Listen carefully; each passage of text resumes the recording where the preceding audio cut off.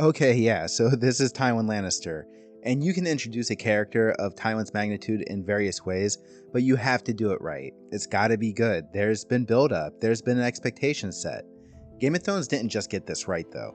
They introduced Tywin Lannister perfectly. And I want to go over this scene with you guys and try to emphasize a few points that we can kind of go over as Tywin is introduced. So I want to look at his authority and power. I want to look at Tywin's rules for the Game of Thrones. And I also want to touch on hypocrisy. So first, let's get started here with authority and power. This is Tywin Lannister from Game of Thrones, and up until this point, all the audience has is reputation to go off when understanding this character. I think it was so important for Jaime to be established up until this point as kind of smug, clever, and somewhat defiant of authority. Jaime up until this point has spoken kind of boldly to various characters like Ned Stark, but even with the king himself, Robert Baratheon. However, Tywin's very first line in this entire series quickly grabs the audience's attention. Poor Ned Stark. Brave man, terrible judgment.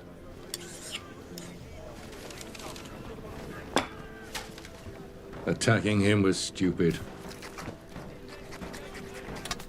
And then Tywin also makes a callback to another scene as well from the pilot episode. Lannisters don't act like fools. You were never afraid. There was nothing to be afraid of until you told Father. Lannisters don't act like fools. Okay, so let's break down how much power this does actually establish. We know that the Lannisters are a powerful house, and it is on display immediately when we're introduced to Cersei, Jaime, and Tyrion. I mean, just look at the way they talk to everyone. The dialogue and scenes with Tyrion at the wall, he commands a lot of authority there. They all seem to have a sense of entitlement and arrogance. I mean, what won't Jaime say to really anyone? Ned Stark is Warden of the North, and inside Ned's own castle, Jaime is bold enough to essentially antagonize a man who is about to become the second most powerful man in the Seven Kingdoms when Ned takes on the role of Hand of the King. And he does this, again, inside of Ned Stark's own home. Tywin strips this cockiness away from Jaime immediately. He calls out his actions as stupid, suggests that Jaime acted foolish, and then knows Jaime so well that he actually anticipates a smug, clever response, and he proactively calls him out on this would-be response.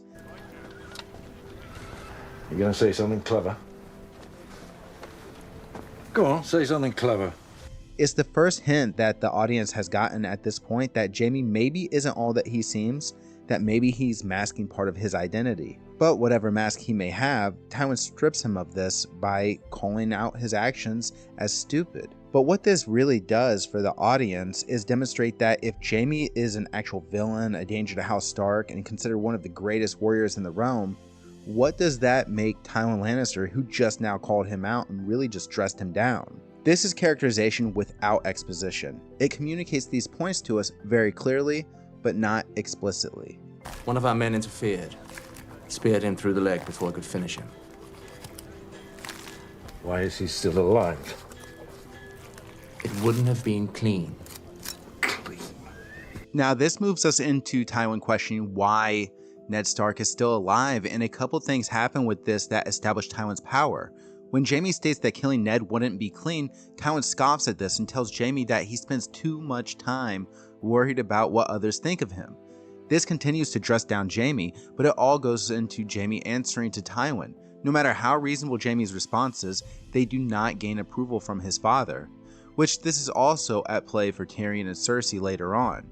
But even if Jaime argues his point to any extent, it is still an attempt to seek Tywin's approval. If someone is seeking your approval, they are submissive to you. This grants Tywin power over Jaime. And if you continue to watch, this is something Tywin takes advantage of and leverages over Jaime throughout the scene. When you hear them whispering Kingslayer behind your back, doesn't it bother you? Of course it bothers me. A lion doesn't concern himself with the opinions of the sheep. Alright, so a lion doesn't concern himself with the opinions of the sheep. Statements like this, while I'm sure you've seen mashed up into motivational videos or like on motivational memes, which speaks really to the broad appeal of a character like Tywin Lannister. But this is stated in a way that sets authority. Tywin makes these statements in the same way you would ask a rhetorical question. It's the same attitude. He establishes himself as the arbitrator of the rules, but this leads us into the next couple of points, because the self-appointed arbitrator makes up his own rules for the Game of Thrones, but it also could lead to the character having contradictions or hypocritical situations for himself. But what's interesting really is how Tywin navigates those situations. Okay, so let's talk about how Tywin establishes his own rules for playing the Game of Thrones. The way Tywin responds to the Ned Stark attack by Jaime foreshadows a lot of future events and the logic Tywin's going to use to justify what others could deem treachery. I suppose I should be grateful that your vanity got in the way of your recklessness. Tywin calls Jaime's reluctance to kill a wounded Ned Stark as vanity. I think that's very important. So what was Jaime's reluctance? Well, Tywin sums that up for us in a second when he discusses the family legacy. Jaime is constantly battling his inner conflict because his honor has essentially been called into question by the entire realm. All of us rotting in the ground. It's the family name that lives on. It's all that lives on. Not your personal glory, not your honor, but family. Do you understand? Honor, rules, etiquette, honesty, and transparency. Tywin, in just a couple of sentences, turns these notions against Jaime and basically claims that this is Jaime's vanity, as if Jaime's pride is at stake if he appeared to not kill Ned cleanly. And in that regard, Tywin actually is kind of correct, but he's also reframing these notions of honor to bend the rules to his will and to the will of House Lannister. Because if honor doesn't matter, the most powerful house in the realm truly has nothing standing in its way. Take away the rules, and what would be there to stop House Lannister from basically taking the entire Seven Kingdoms? You've served as a glorified bodyguard for 2 kings. I need you to become the man you were always meant to be. Not next year, not tomorrow. Tywin blatantly disrespects the Kingsguard as glorified bodyguards, where other characters view serving your king loyally as honorable. Ned Stark questions Jaime's honor for not standing by the Mad King loyally until the bitter end. Here, Tywin disregards anything like that. These are unnecessary obstacles. These are unnecessary rules. Sure, Jaime took a vow to serve in the Kingsguard for life, but that's not what Tywin believes Jaime was meant to be. When Tywin says this combined with everything else he said up until this point, he's telling Jaime to put House Lannister first, not his vows to the Kingsguard, not fighting fair or honorably. House Lannister is all that matters. In other words, he's telling Jaime to abandon the Kingsguard. In a way, Tywin Lannister is almost like an unethical but highly motivational football or basketball coach or whatever sport you enjoy. Lie, cheat, steal, kill, win the war. Win at all costs. If your opponent cheats, you just need to cheat better. And this plays out for Tywin Lannister throughout the rest of the show and in the books. The Red Wedding is just that. Lie, cheat, steal, kill, win the game. So I want to go back to a scene that we already covered here really quick. Might be the lowest of the Lannisters, but he's one of us. And every day that he remains a prisoner, the less our name commands respect. So the Lion does concern himself with the opinions No, of that's not an opinion, it's a fact. If another house can seize one of our own and hold him captive with impunity, we are no longer a house to be feared. Again, Tywin combines his power and authority as well as being his own arbitrator of rules. Jaime tries to call Tywin out for being a hypocrite here, but Tywin bends his own rules here to justify his hypocrisy. I'm sure you've seen others use Tywin as an example of Machiavellianism, and this is a smaller moment that puts that on display. If you are amoral, again, rules are at your will. You can bend them, break them, remove them, or redefine them as you see fit. And often you see manipulating other people as just a means to an end. I'm sure someone will try in the comment section to defend Tywin's logic here, and you're all invited to share your thoughts, but Tywin does contradict himself, and then tries to reframe what is an opinion as a demonstrable fact, so he's right and wrong. Now let's try to work through that, because if the Lannisters can have one of their own abducted without impunity, there would be demonstrative consequences. They would be at risk, but they would only be at risk because the opinions of others would change. At the end of the day, it would be the changing opinions about the facts that would put the lion at risk of the sheep. If the sheep's opinions change about being fearful of the lion, well, opinions start to matter. But here's the thing, you don't have to agree. Whether Tywin is correct or not, that's not really the point, because what Tywin is expressing is how fear becomes his vanity, and in that way, he is hypocritical. Being feared is the appearance Tywin wants from others in abundance. Tywin is specifically why Ned and Catelyn need evidence to even bring the concerns about Jon Arryn's death or the attempted assassination against Bran in front of Robert, because they will need the support of Robert if they were to declare war against the Lannisters, because they fear Tywin Lannister.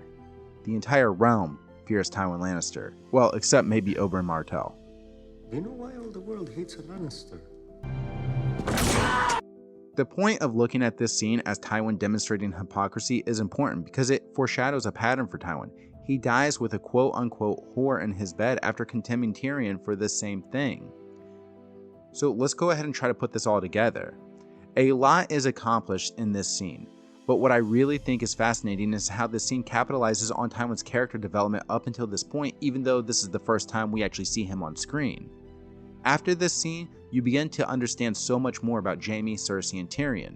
Right off the bat, calling Tyrion the lowest of the Lannisters, and yet we've spent a lot of time with Tyrion up until this point. We have an idea of who Tyrion is. We've listened to Cersei demonstrate her manipulative tactics, and we can see how that kind of works for her trying to become more like Tywin.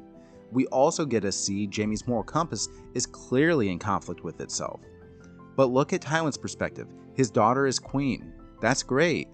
But his eldest son and would-be heir is a member of the Kingsguard and has sworn not to serve his own house.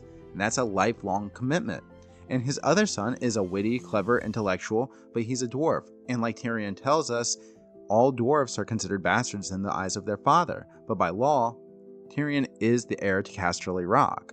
Tywin's only worried about family, but not truly the family itself. Really just the name. The name must live on.